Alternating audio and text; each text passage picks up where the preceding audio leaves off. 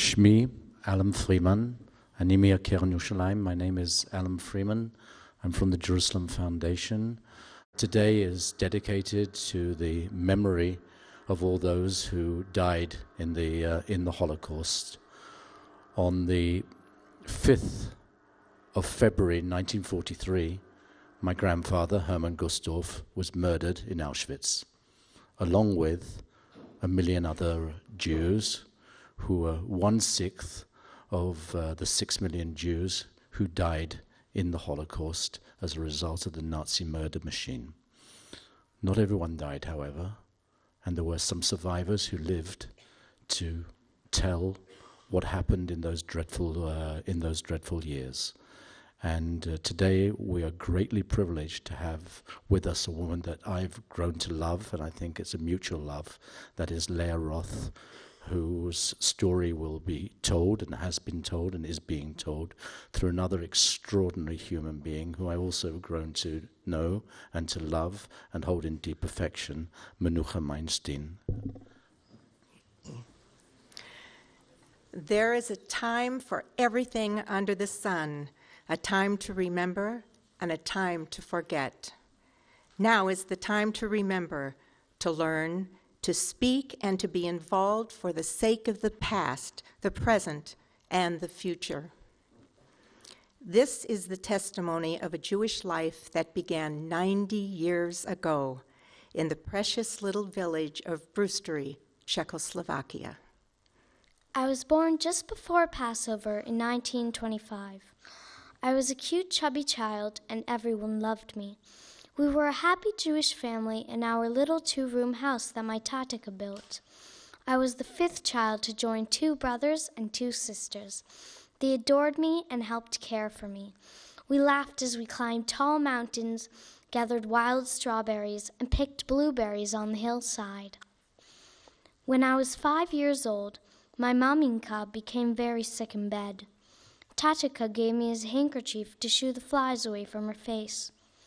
The next morning, I heard sounds of sobbing voices. Through sleepy eyes, I saw our Shabbat candles flickering from the floor. It wasn't even Shabbat. Maminka was lying on the floor with her green shawl completely covering her.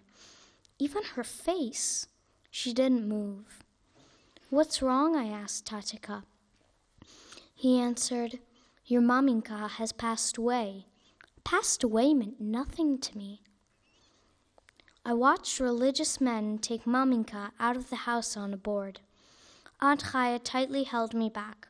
Tatika walked behind, consoling my brothers and sisters. Bitter sobbing muffled the dusty sounds of their shuffling feet. They carried maminka, still sleeping under her green shawl, through the gate and down the road toward the synagogue. We were waiting for something else to happen. When will maminka come back? Overnight, our home became empty and unbearably sad. Where were my hugs and kisses? My father seemed to cry all the time, and it made me sad and insecure. With tears wetting his face, he told us about the beautiful handmade things maminka had created. Her tapestry hanging on the wall in our kitchen spoke to our hearts. Foolish is the man who worries. Foolish is the man who cries. Life is short and the grave is long and dark. This would remind us that no matter how much a person worries, life passes and eventually ends. Worry changes nothing. Action accomplishes everything. Aunt Chaya stepped in to care for us until our widowed father brought home a wife, a woman from Hungary.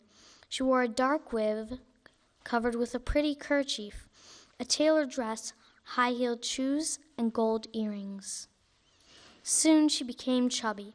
She changed from a city woman to a pregnant village woman, wearing only a plain scarf, a house dress, and low-heeled shoes. Tatika firmly announced, "You shall call my wife Mamuko." I didn't like this strange woman in our kitchen. She was soon overwhelmed with a new baby, housework, and a brood of children not her own. She became cranky and angry. I loved the new baby and helped care for her. Father insisted on naming her Elka, after my real mother. I don't think my stepmother liked this. How could Father just bring home another mother who wasn't loving and kind to his children?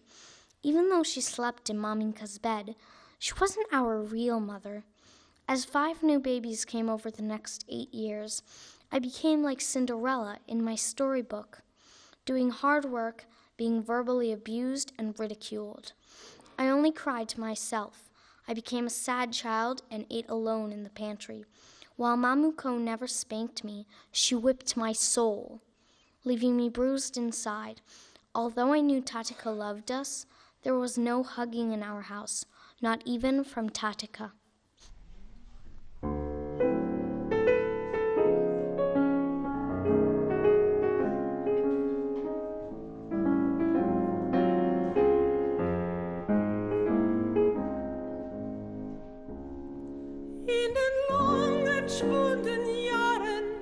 Da wir kleinen Kinder waren, hatten wir ein Ideal.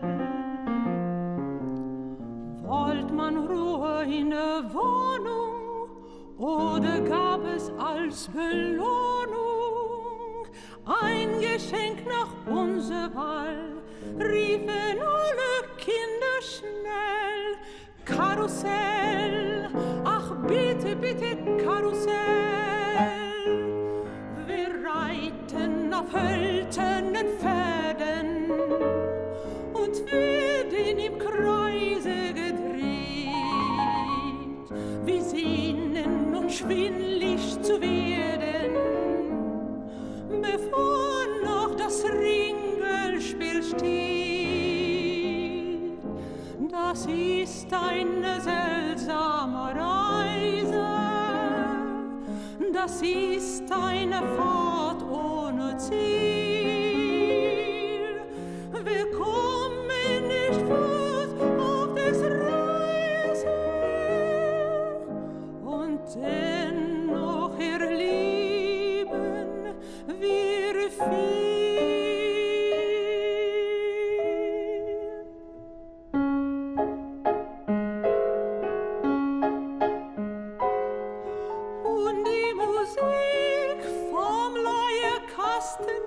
Vergessen wir im Leben nie, wenn auch die Bilder längst schon verblassten, tönt noch im Ohr die Melodie. Wir reiten auf hölzernen Pferden und werden im Kreise gedreht. Wenn schwindlig wir Halt machen werden, dann wird man erst sehen, wo man steht. Männer haben Ambitionen, selbst wenn sie im Elend wohnen, wollen sie und Besseres sein. Hat auch keiner was zu reden, ist doch ein Genuss für jeden, mit noch Armeres zu schein, hört ist das Gespensterlied, Unterschied, ach bitte, bitte Unterschied. Wir reiten auf hölzernen Pferden und werden im Kreise gedreht. Wir sehnen uns schwindlig zu werden, bevor noch das Ringespiel steht. Das ist eine seltsame Reise, das ist eine Fahrt ohne Ziel.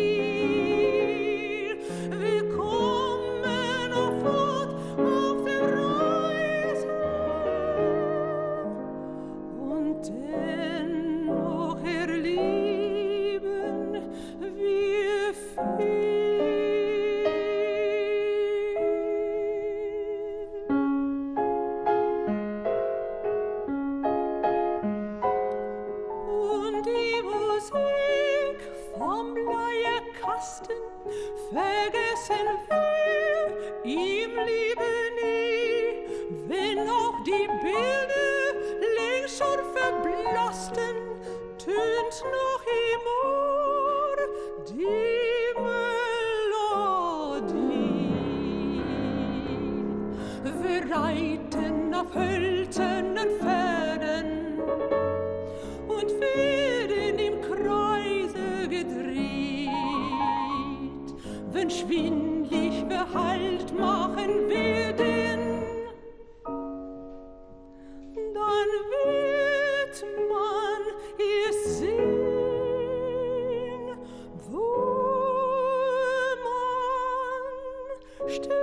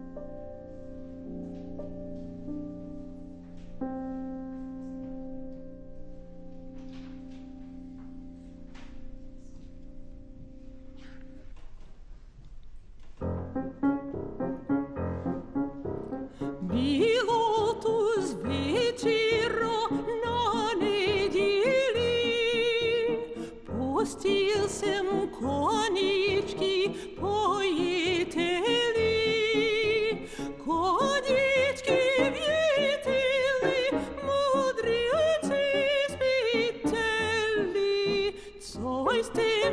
slibili ulisičku, jisi dugva proto bžimi sičku.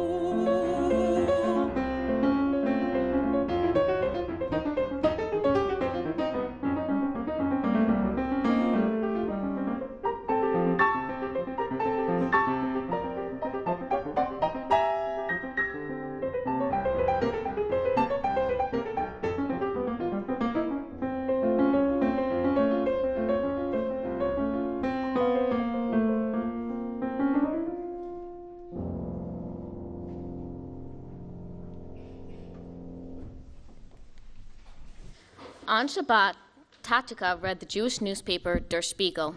He never discussed the political events sweeping the European continent.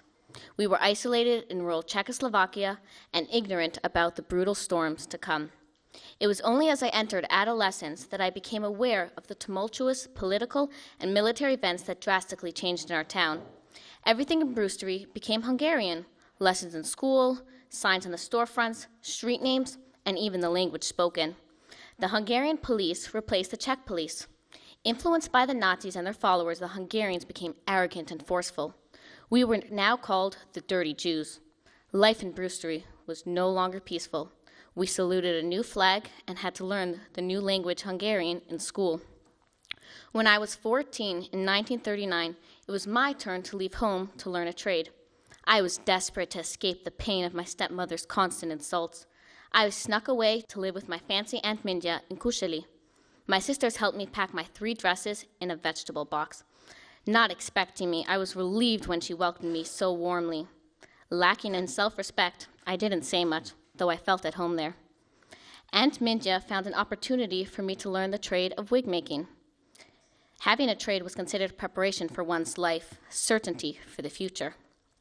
With this marketable skill, I could support myself, be independent, and not require handouts from others.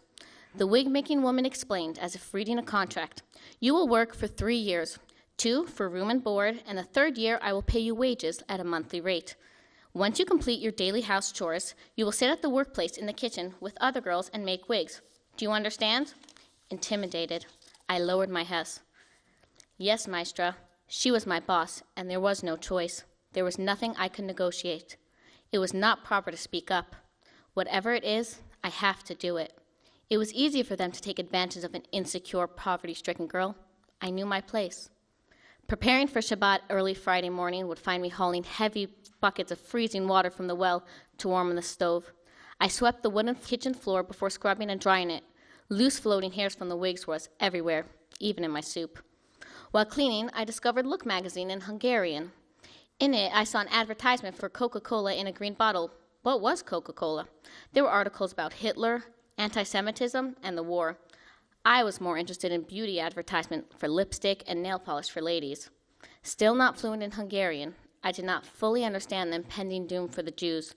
Until now, I was privileged to live a protective provincial life. When a letter came from my brother at the end of 1941, my life changed forever. He wrote to me that our whole family from Brewstery had been forced across the Polish border by the Hungarian soldiers and killed with bullets.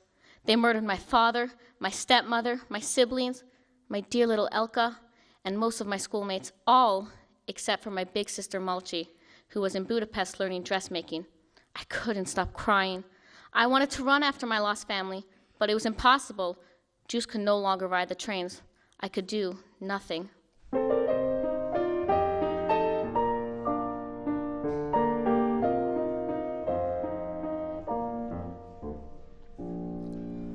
Überall auf der Welt gibt es Leid, überall zu jeglicher Zeit, überall, wo Menschen lieben, glauben wir glücklich zu sein.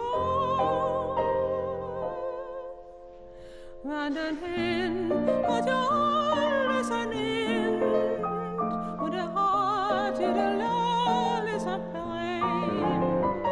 dass all die Mühe und all das Trieben ganz vergeblich sei. Schicksal schaltet siltenlos, so wie es ihm gefällt. Ob arm, ob reich, ob klein, ob groß, sie winnt ihr unterstellt. Wir brauchen ein eigenes Land, um zu enden die Not und die Pein, um zu schaffen mit eigener Hand und ein Volk unter Völkern zu sein. An der Wiege von deinem Kind, dir die Träne niederrinnt, armes, unschuldsvolles Wesen, ahnungslos, bist ja noch klein. Für das Kind baue ich neues Land, in der Not, ja, da hab ich erkannt, aus deinen Äuglein kann man lesen, auch du willst glücklich sein. Das Schicksal schaltet siltenlos, so wie es ihm gefällt. Ob arm, ob reich, ob klein, ob groß, wir sind ihm unterstellt. Wir brauchen ein eigenes Land, um zu enden die Not und die Pein, um zu schaffen mit eigener Hand und ein Volk unter Völkern zu sein.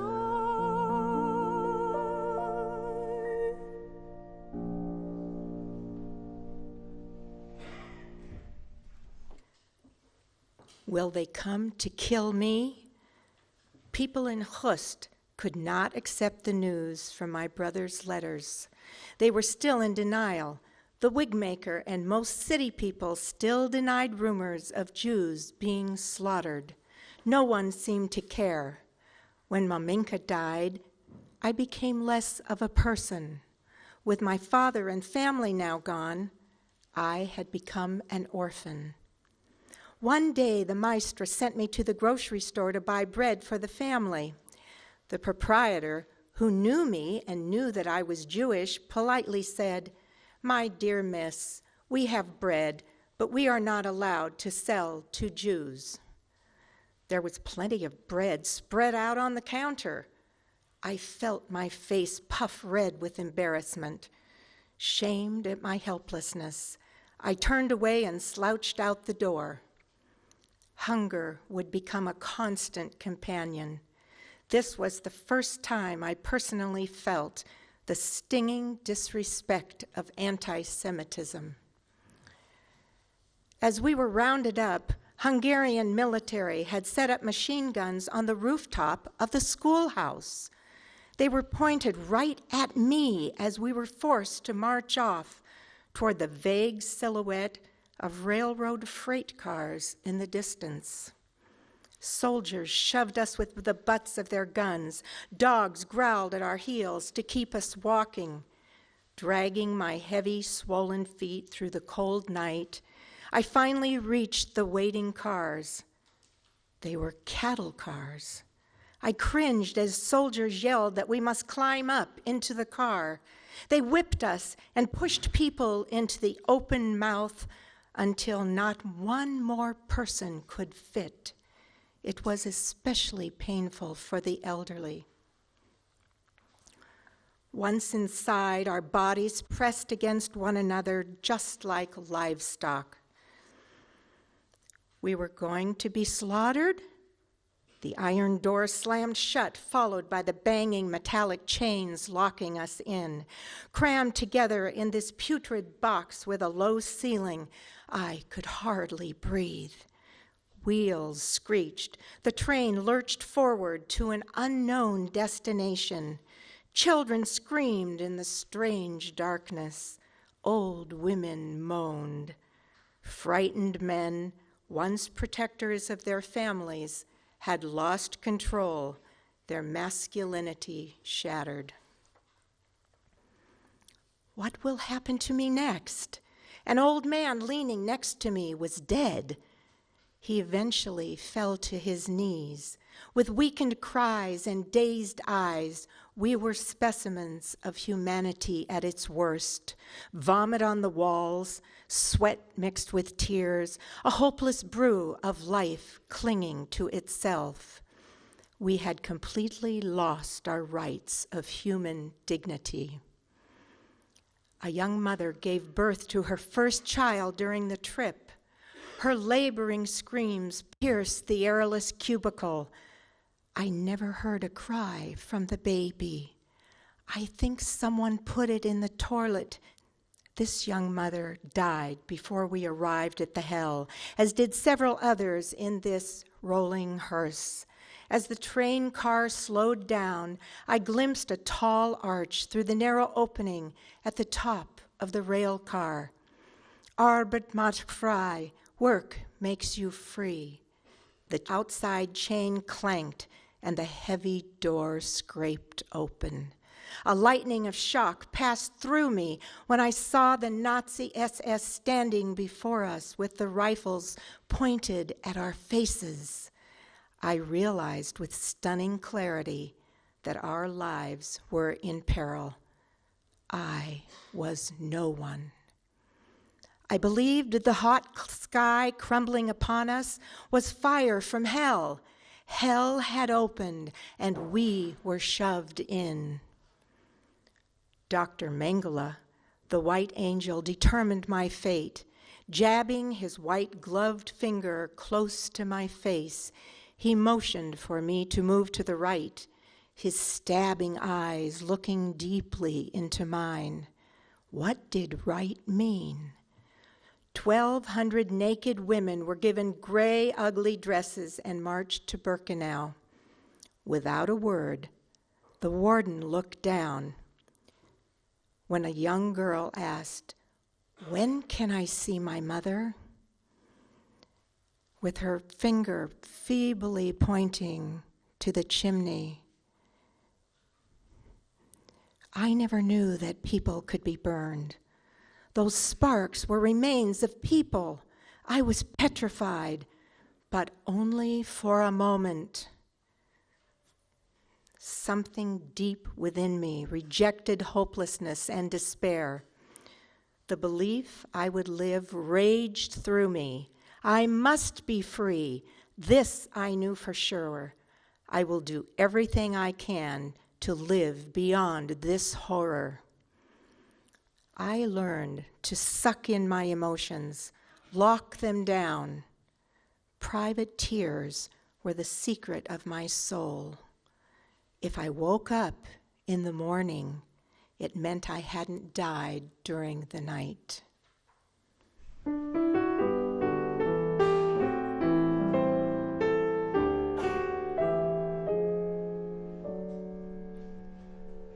Wenn andere Leute auf Urlaub reisten, in ein Gebirge an die See, ich konnte mich das niemals leisten, zu schmal war stets mein Portemonnaie.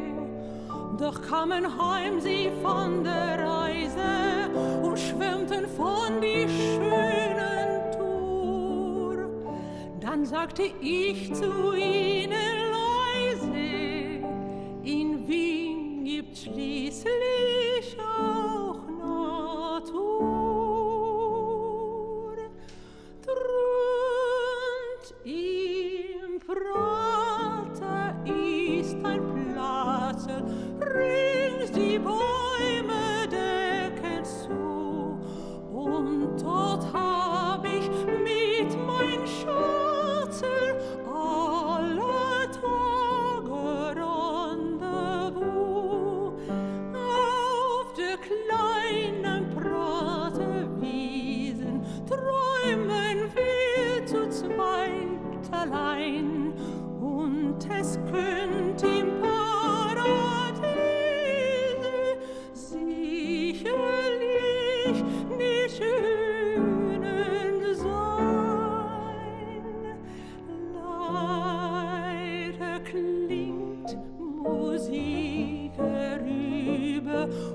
und die Luft ist leicht und warm und die Wolken ziehen vorüber und du hältst mich fest im Arm. Drunten im Prater ist ein Platzel, rings die Bäume decken's zu und dort hab ich mit mein Schatzel alle Tage Rendezvous.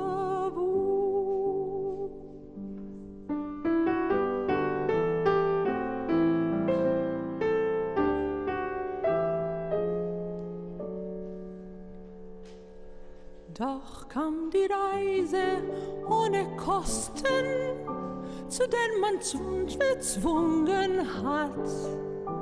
Nun bist du irgendwo im Osten und ich bin in Theresienstadt. Doch Träume kennen keine Schranken. Ich vor dich, als ich Abschied nahm.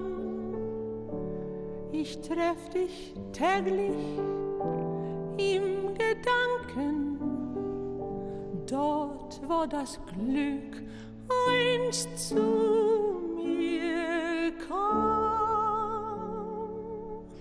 Drunt im Prater ist ein Platzel, rings die Bäume decken's zu, und dort hab ich mit mein Schatzel aller Tage Rendezvous. Auf der kleinen Praterwiesen träumen wir zu zweit allein, und es könnt im Paradiese sicherlich nicht schöner sein. Leise klingt Musik herüber und die Luft ist leicht und warm und die Wolken ziehen vorüber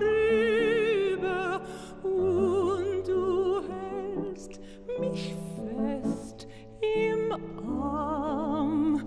Drunten im Prater ist ein Platzel, rings die Bäume decken's zu, und dort hab ich mit mein Schatzel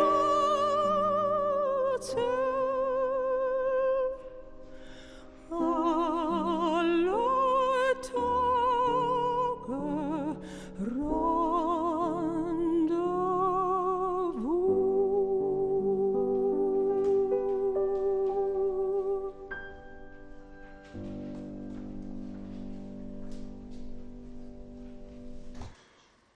My aimless eyes wandered toward a small, sobbing girl.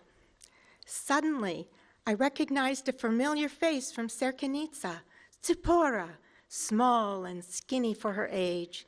She was lost, motherless, hungry, and tearfully terrified. 5 years older and more mature, I took her under my wing. Since we both had no one, we were a glimmer of hope for one another. My empathy possibly saved her, and it certainly helped me take my mind off myself. Tsipora became my special little sister. I was stronger than the other girls.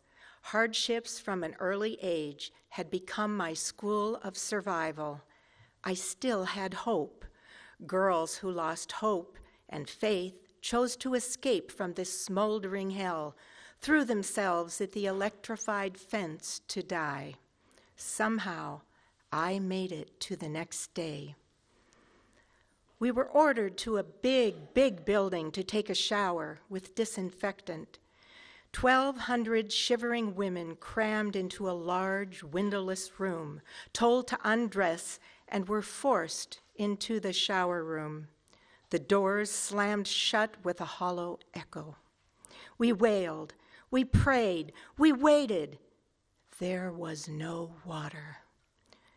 This place was a giant death factory for dry, shriveled souls. So weak, we finally dozed off. Early the next morning, we were awakened by the familiar "Schnell! Get out quickly!" They moved us to the outside field. The Nazis set a higher priority on killing a transport train of children that had arrived during the night. From where we stood, I heard their primal screams fade into space as poisonous gas sucked the life's breath from these young martyrs. Very, very slowly, their voices vanished. Within half an hour, silence. Hell had opened. But why, God? These little children, these innocent souls. I hugged my sweet Zipporah, and we collapsed to the ground.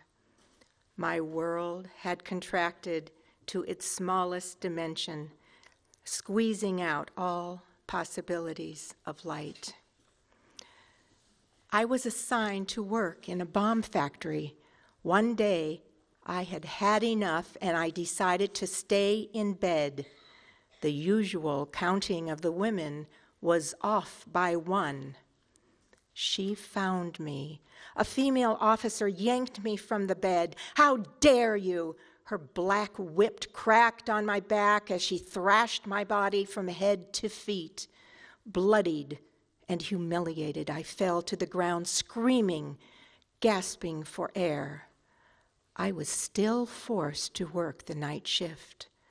The next morning, in front of everyone, the Nazi savagely beat me again and again, over and over with a whip, and kicked me with his black boots. Writhing in pain, I fainted. Am I still alive? My beating was to be a reminder to the other girls of what happens when one rebels. I learned to survive deep pain and disgrace. Any weakness within me was now gone. From these beatings, I became more defiant and resolved to become more resilient.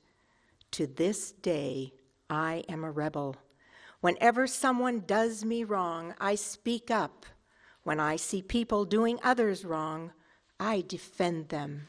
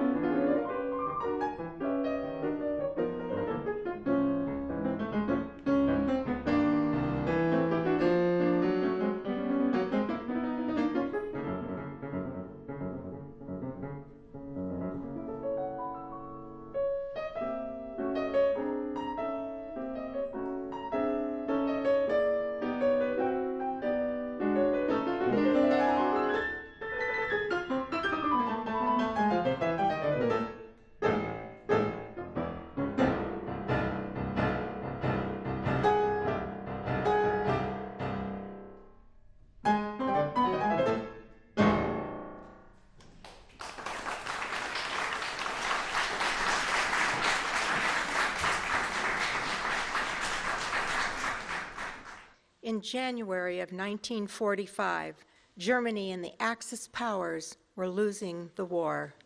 One day when we arrived back at the work camp, the group did not go through the gate to the barracks as usual. We walked a nightmare. Instead, the guards led us to join with an endless line of prisoners, not knowing where we were going or what was ahead. For weeks, we trudged along broken roads, through vineyards, over creeks, and across fields, sleeping in barns and eating whatever we could find along the way. Many died of the bitter cold, starvation, from loss of hope, or Nazi bullets. I survived this death march in freezing weather with little food for nearly 3 months, until one day the Nazi general summoned his soldiers and said in a dejected voice, "Germany has surrendered." We struggled to conceal our relief. I desperately wanted to be independent, yet I found myself part of another group, the Jewish Brigade.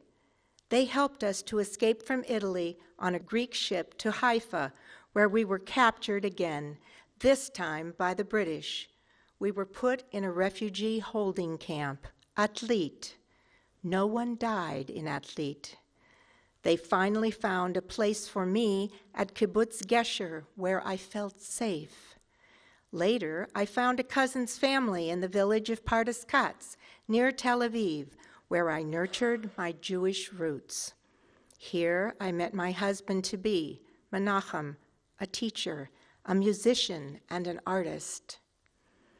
On October 25, 1947, I became the scholar's wife. Our parents were not alive to accompany us to the wedding chuppah. Even though we were happy to marry, our hearts were sadly quiet while our souls sweated tears of courage and hope. We remembered our deceased family members and symbolically invited them to be present. We were 2 orphans dancing with memories. Shadows of sorrow accompanied our joy, and I no longer felt impoverished. I was so proud. I felt as though Menachem had put a crown on my head.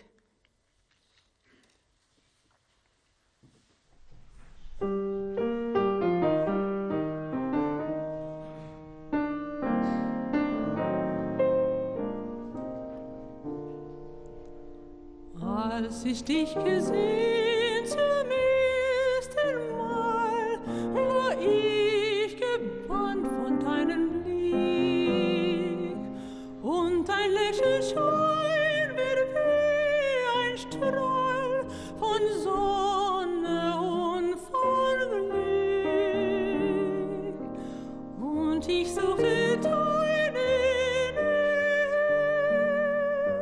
gingst du auch an mir vorbei, fühlte mich so reich und ich ahnte gleich, bald lacht uns ein Liebesmahl. Ich weiß bestimmt, ich werde dich wiedersehen und in die Arme schließen. Und alles jauchzt in mir, wie wir das schön, dich immer vor zu küssen. Was früher war, das ist versunken und vergessen. Kein Schatten trübt den Sonnenschein. Wer kann dann unser Glück ermessen? Und immer will ich bei dir sein.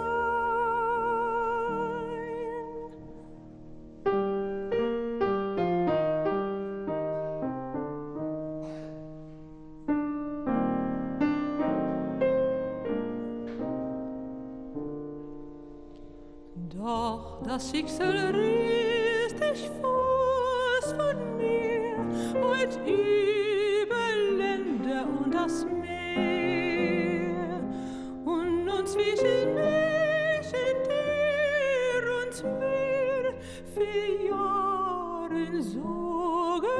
schwer. Und ich mach die tiefe Sehnsucht, die ich an den Fels nicht hält. Ich hab Tag und Nacht nur an dich gedacht, und es singt in mir das Lied. Ich weiß bestimmt, ich will dich wiedersehen und in die Arme schließen. Und alles jauchzt in mir, wie wird das schön, dich immer vor zu küssen. Was früher war, das ist versunken und vergessen. Kein Schatten trübt den Sonnenschein. Wer kann dann unser Glück ermessen? Und immer will ich bei dir sein.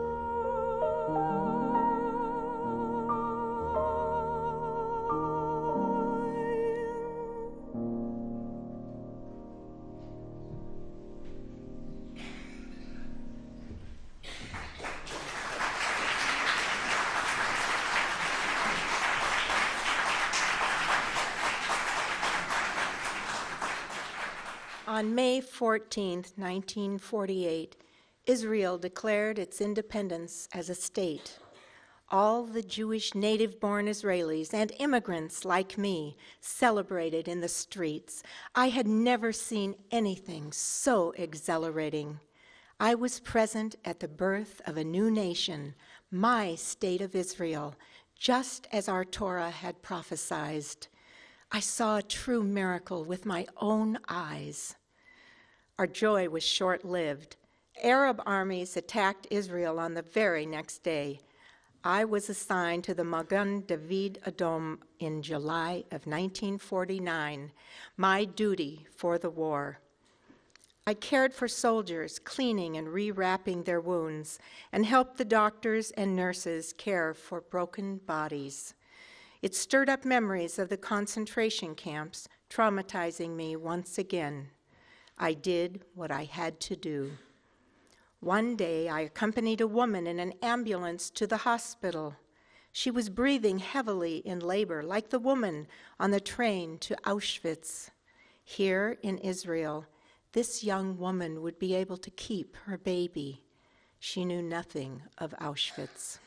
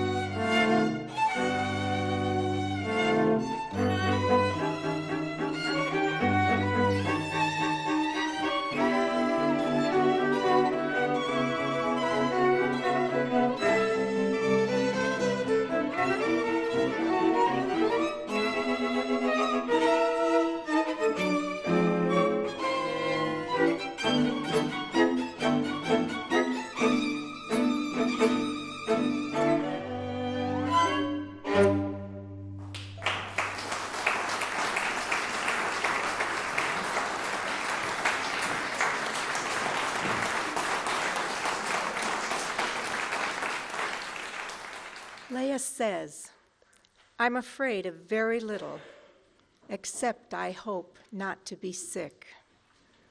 Things from the past that you cannot change, you should not complain about. Let it go. Put on a face. Hide it below where nobody sees. Go past it. Life has to go on.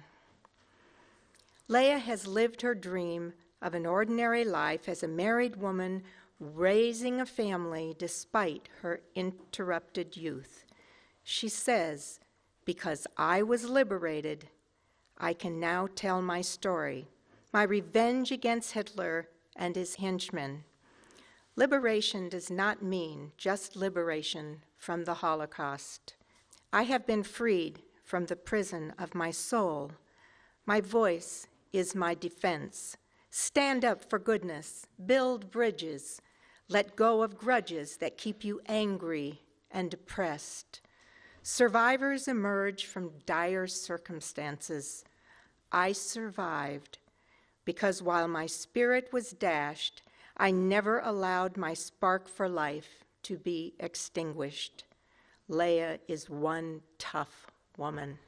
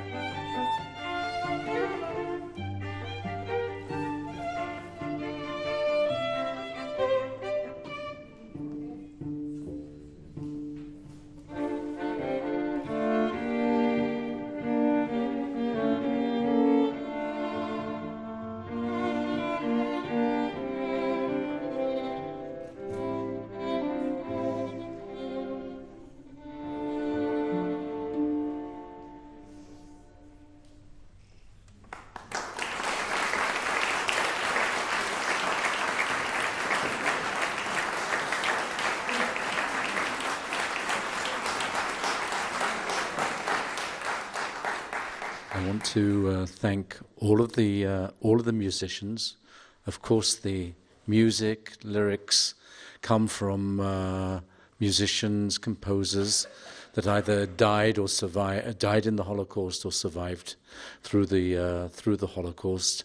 I want to thank particularly the Jerusalem Music Center, Gadi, and my dear friend Yoram here for managing and putting all this together. And I want to thank you, Menucha. The voices and the moment created something extraordinary, but it couldn't.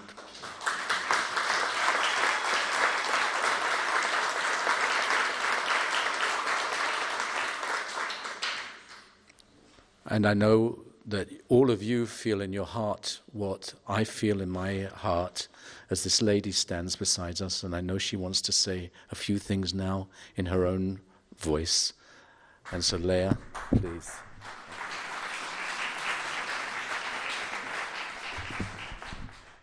משפחה וחברים יקרים, אני מאוד מאוד מתרגשת היום במה שאני רואה, וכולכם באתם לתת לי את הכבוד הזה.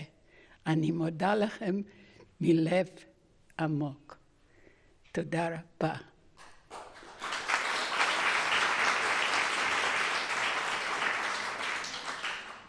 אני שואלת, למה זה אני זכיתי לכבוד כזה? There is no תשובה. זה היום נס גדול שהשם הוציא אותנו מהמוות לחיים. אני רוצה להסביר לכם שהלכנו הרבה נפשות וחזרנו מעטים מאוד. ואני רוצה להגיד לכם שבגלל זה שהשם הוציא אותנו מהגהנום לחיים, הרבה מכם היום חיים. בגלל זה שאנחנו ניצלנו. אנחנו צריכים לזכור, זכור, לא רק מה שעמלק עשה לך, אלא שהשם הוציא אותנו מהמוות, מהנאצים ימח שמם. אנחנו צריכים לזכור שאם חלילה אנחנו לא היינו בחיים, אתם לא הייתם בחיים. וגם מדינה שלנו לא הייתה מתקיימת חלילה. זכור, מה שאני מבקשת מכל אחת מכם, זכור, תדברו על השואה, לא לשכוח, תדברו לילדים, תספרו להם שהם לא ישכחו מה היה. זה לא היה לפני 2000 שנה, זה היה בדור שלי. אני מודה לכם מאוד מאוד שבאתם. תודה רבה. ציפורה.